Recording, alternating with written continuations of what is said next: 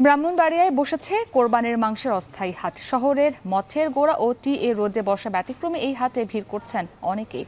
আরো জানাতে যুক্ত হয়েছেন এই বিষয়ে আজিজুল সঞ্চয়। আমরা বিস্তারিত জানবো তার কাছ থেকে। সঞ্চয়, অস্থায়ী এই মাংসের হাটে ক্রেতা বিক্রেতা কারা জানাবেন, এবং এই হাট কটা নাগাদ চলবে?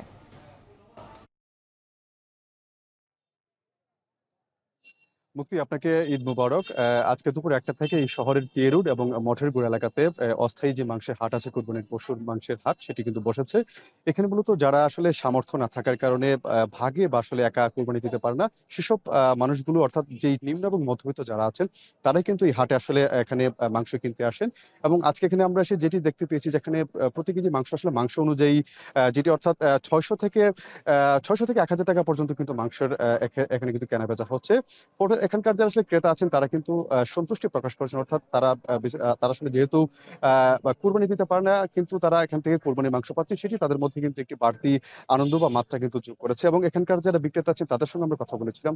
তারা মূলত যারা আসলে মৌসুমী যেসব কসাই আছে এবং যারা আসলে কসাই আছেন, তারা কিন্তু, অর্থাৎ এই যে অনেকের গরু কাটাকাটির পরে আসলে তারা যেই পরিমাণ মাংস যেগুলো পেয়ে থাকেন, সে মাংসগুলো কিন্তু তারা এখানে নিয়ে এসেছেন বিক্রি করার জন্য।